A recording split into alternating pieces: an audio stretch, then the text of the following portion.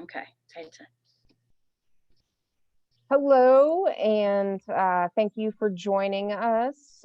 We just hopped from learning about mansplaining and tone policing, and unfortunately, I wanted to do a live interview, but because of East-West Coast time, we ran into some issues. And so today I'm going to record an interview with Rachel uh, Vincitore about mansplaining and tone policing and her experiences. I want to just briefly introduce Rachel because she's uh, got a lot going on. She is a healer, a yoga practitioner, a licensed massage therapist, mother, teacher. She's an artist creating sculpture with found objects, an abstract painter. While living in Germany in the early 2000s, Rachel showed her work at several university-sponsored art shows, gaining recognition as a talented conceptual artist. She earned her license in massage therapy, gained a 2-hour yoga teacher certificate, as well as completed her master's of science in psychology with a concentration in industrial and organizational psychology. Additionally, Rachel presents and lectures on holistic business, conscious consumerism, and business improvement. She's taught for many years, focusing on various transformational topics, such as the ancient art of mandalas, meditation as a healing tool, holistic self-care, the healing of others through massage therapy, the foundational principles of yoga, business ethics, and so much more. In her spare time, you can find Rachel searching for good local music, creating something abstract, making homemade pasta, laying around with her dog, uh, catching up on some doctoral work, and just, breathing and taking the sun in and living life. So Rachel, thank you for joining us today. You're Uh, welcome. and so we are just hopping off from the topics of mansplaining and tone policing. Um, and I've shared basically what those concepts are, because this module is just learning and naming the things that happen to us as minorities, as women, as persons of color. And then our next module kind of talks about the action items of how we can address those things. And so my interview with you today, when I prefaced that I would like to interview you, you had thrown around this concept of idea plagiarism when we were talking about mansplaining, and I like that definition of the concept of mansplaining and idea plagiarism. Could you possibly just share what you meant with the others today about that? Sure, absolutely. And thank you for that introduction. I always love when somebody reads about me because I think, wow, I really do kind of do something with my time. And as you know, I am in the middle of a doctoral program, and that is most of the time I lay with the dog and think about writing. But so and in that work and in the doctoral work, you have to worry about plagiarism and taking someone else's idea and making your own, and even paraphrasing it, rewording it, you still have to cite that reference. If you were reading an article and now you're citing some of that material, some of that research in your own paper, you have to cite that. You have to say, Dr. McIntosh wrote a paper on this and I'm now citing it. What I have found about mansplaining is it's that exact same thing. It's idea plagiarism. I many times have had men essentially repeat the same thing I just said, maybe paraphrase, maybe exactly back to me or in a meeting. And I think maybe I wasn't mansplained because it wasn't explained back to me, but I think you just stole my entire idea. You just idea plagiarized. So I don't know if we can come up with some fun word like mansplaining for it, but it really is a lack of reference back to the individual who had the proprietary primary idea. And I think this happens to women a lot, especially possibly at the lower ranks when they're coming in and they're just starting in business. You'll go to a meeting and it'll be this idea think tank brainstorming session. And 2 weeks later, you hear your male boss repeat the thing back that you just talked about. And where I've started to catch on to this is someone repeated, a boss of mine repeated something at a meeting, and I knew it wasn't his idea because he didn't go to the event I went to get the idea. And I thought, well, if he's going to get credit for my idea, at least like give reference back to the human being who first said it. So it is along those lines of stealing someone's idea, but I really think it happens in to women a lot because it's thought of, maybe we can't present it properly, maybe we can't um, fulfill or flesh out the idea in the same way that our male bosses could. Well, no one gave me the chance to, because I gave the idea, someone took it and presented it, and now it's out of my hands. It's owned by someone else. So you can't, as a woman or whomever, raise your hand and be like, hey, you just took my idea. Well, now this whole other problem starts. So it's along those lines of mansplaining, but it is absolutely just idea plagiarism. Yeah. I love that concept of just, basically too, because, it also takes the gender out because, mansplaining can happen with various genders. And, when we use the concept of idea plagiarism, it releases the sexist Yeah. nature of some of what mansplaining can sometimes be looked at. So thank you for sharing that. And we also talked about tone policing. I know that this is it's not something that has been new, but it's something that has been named more frequently, specifically used with, women, the oppressed, persons of color, LGBTQI Yeah. plus minorities. And so, I just thought I would ask you perhaps if you've ever experienced something such as tone policing in the workplace, at home, in your professional networks, and just, have you share any examples or anything you've ever Yeah. experienced. The idea of tone policing, the phrase is new, but when as soon as I heard that phrase, I was like, wow, I've been toned police, and I only can speak for me, and I can broaden it to other women and other people, but I only can speak for me. Tone policing is grooming. We've been groomed, or I can say I've been groomed from a small child. Don't be too excited, don't be too outspoken, sit properly, cross your ankles, put your hands on your knees, act like a lady.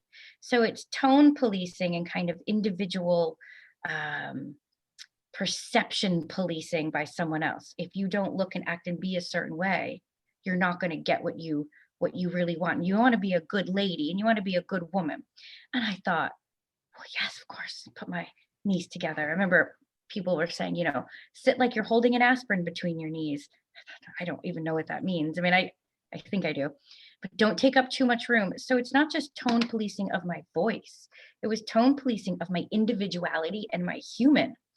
And, fast forward many, many years, I've been in meetings where I've been very passionate about something, and using my hands a lot, and getting very, very excited over something. And my boss has said or something, you need to calm down. You're really angry. And I thought, I'm not angry. I'm just so excited about something. So it was like passion policing as well. And there's so much to it that all of that policing takes away from who I am, where I have to kind of cut off the edges, which I think the edges are the best part of who we are, and just be this smooth little rectangle or something. But I was like, I don't want to be a rectangle. I want to be a big orange splat some days. And that's not what was allowed. And I thought, well, who didn't allow that? So not only was I groomed to be policed individually, with my expression, but those telling me to back up and be quiet, they were groomed too, that loud women are scary. Mm. Well, maybe we're scary, but we're also really passionate, and loud people have something to say.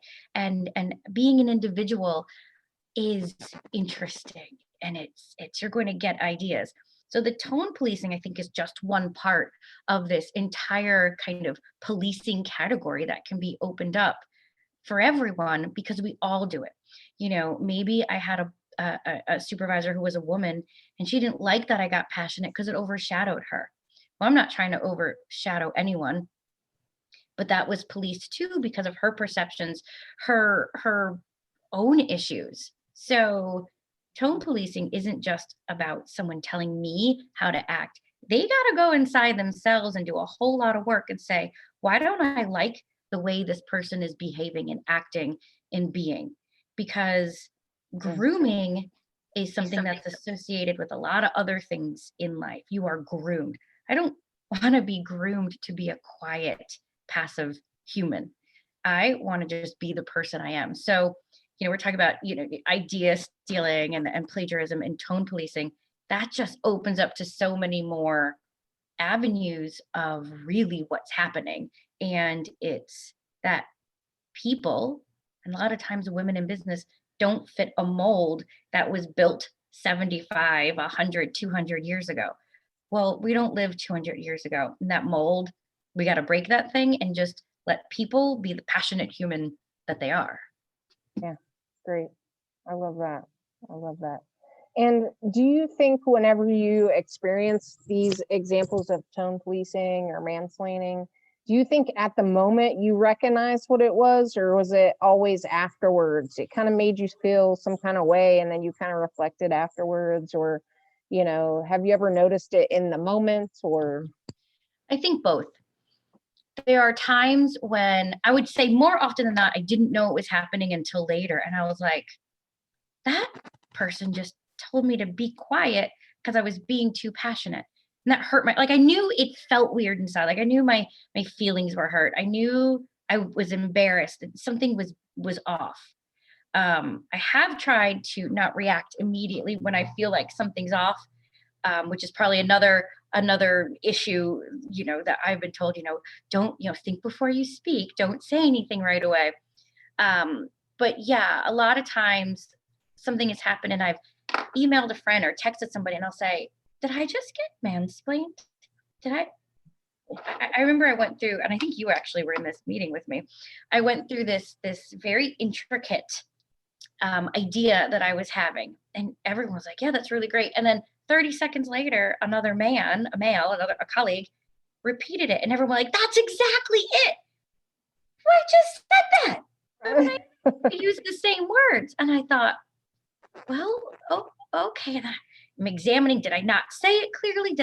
And what I really think it was is that this person took my idea, said it again, and people wanted to hear him say it, not me. And that felt really strange. But tone policing, I've heard a lot, especially like I said, as a passionate person, like, man, you need to calm down. And like that meme, when in the world of telling someone to calm down has it ever worked and had them calm down?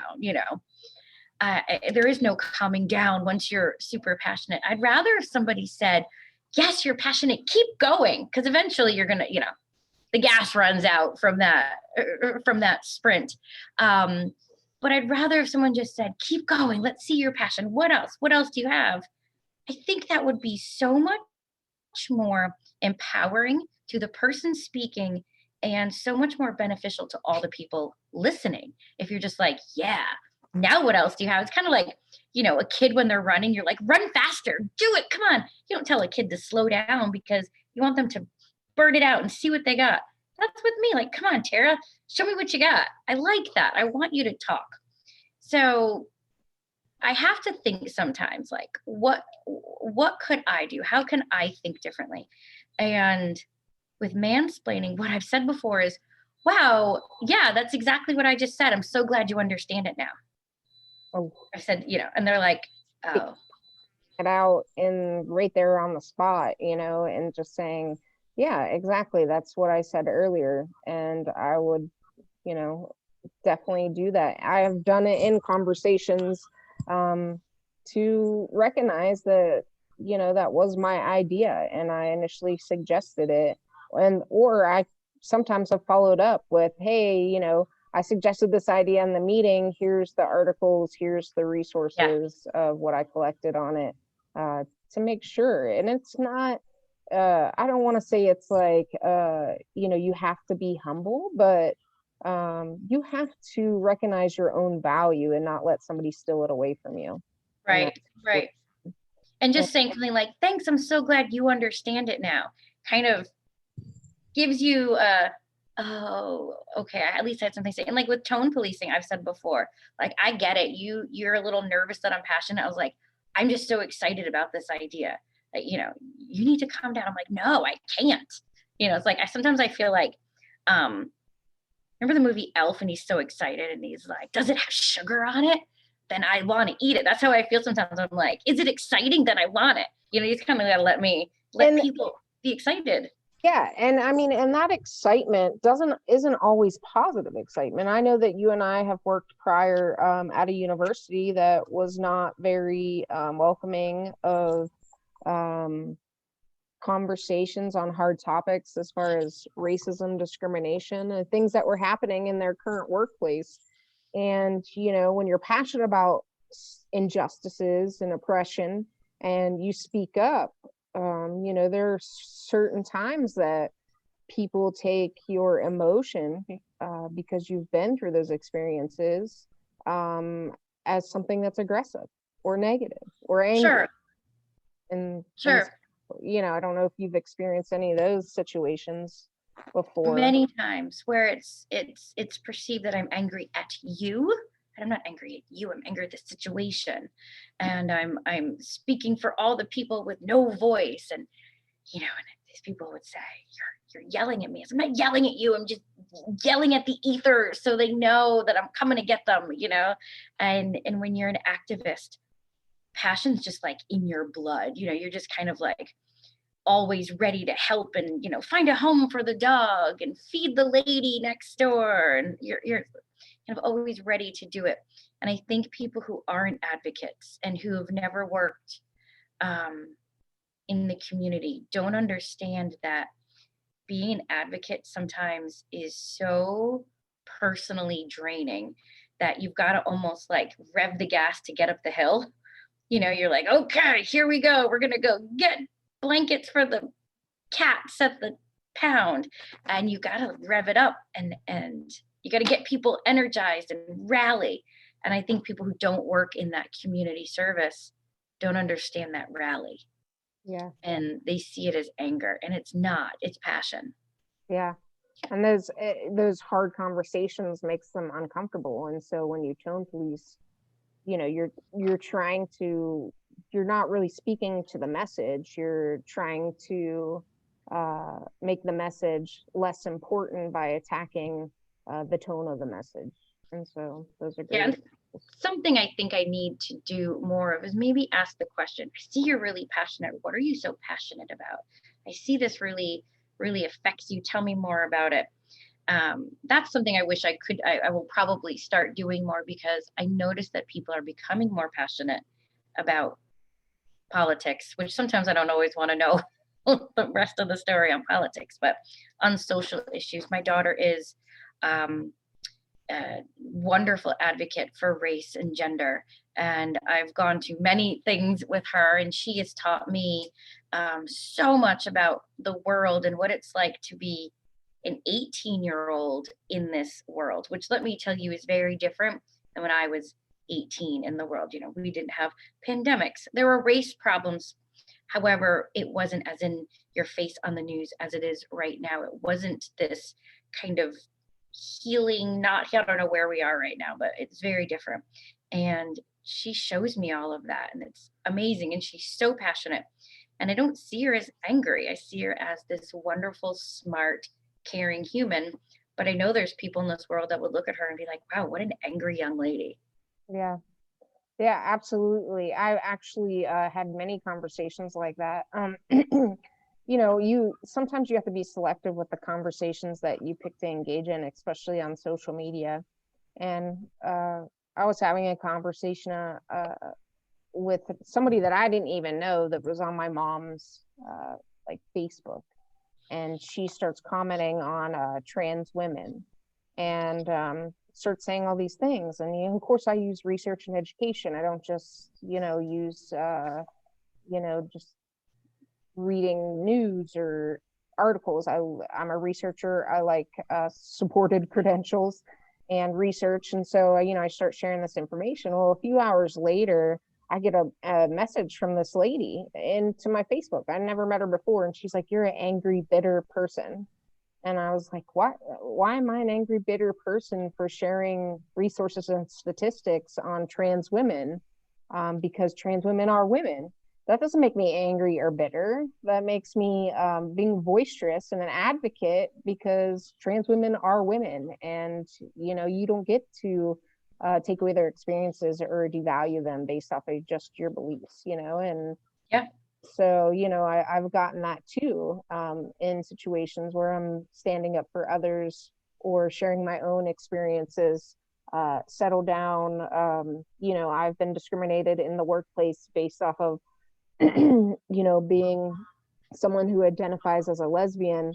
And when I brought up later on at that same workplace that we needed more training on language and discrimination, people are like, oh, we're fine. They negated my experiences, and they're like, I don't know why you're so upset about this. And well, I'm upset because I've experienced it here in this workplace where I'm asking for more training. And we've gone through those things. And so I appreciate your examples. The one last thing I wanted to talk about was, we talked about compartmentalizing. So the persona that we portray to the world to appease others, and that happens in all different forms, from being someone who identifies as a lesbian, to being a single mom, to being a veteran, to being having a disability, to anything related to race, where you feel like you have to hide pieces of yourself, and some of the pieces that you can't hide, Yeah. because they are a piece of you and they are there.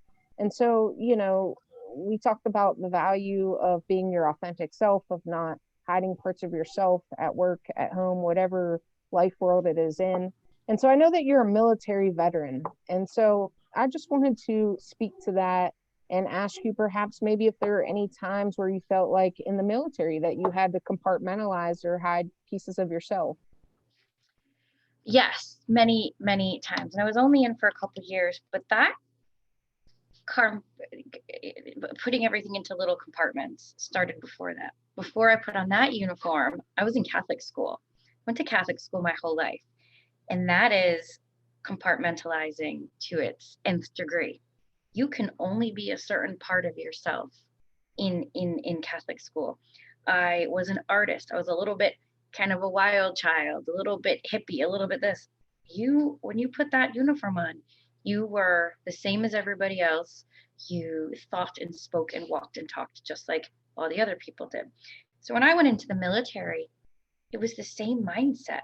I had to just kind of hide the person I am, and I just was what I should be in that uniform.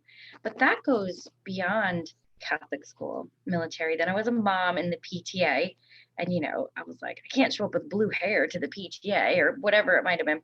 So I always felt like I had to be very proper. And I think a lot of that is just from a Catholic upbringing. And all of a sudden one day, because it's all an evolution, all of a sudden one day I was like, I don't have to do any of this. I can look like any version of me that I want. Because I thought, wow, a really good mom doesn't have tattoos and piercings, and a really good mom, and I can't think of anything, bakes cookies. And I thought, well, I don't like to bake cookies and I want tattoos. So that's what I did. I went out and I have tattoos, and I am still the same really good mom that I was before. But that took age, that took practice, took acceptance, and just like the evolution of my own being. And one day I woke up, I don't think I'm all the way there yet. And I'm like, I'm kind of good the way I am. I had to accept me and find my voice so that other people could accept me and hear my voice. So that's kind of where I am. And as a veteran, there's a lot of things that come with that. And I think the biggest thing I've had to work on, and I'm sure a lot of the people in this class, I had to really work on my own mental health as well. I do work with depression and anxiety, and that's the biggest thing I hide, because I don't know how to express that quite so great, in society. But there are times where I have to say, I just kind of want to go home right now. And I used to think people would be mad at me if I left the party. Nobody cares. They're like, oh, okay, I hope you're good. And I just go home. So caring for myself kind of personally, mentally, emotionally at 44, I think I'm close to it. Yeah. Awesome. Well, thank you for sharing your experiences. I appreciate you being here. I appreciate you being open and vulnerable. And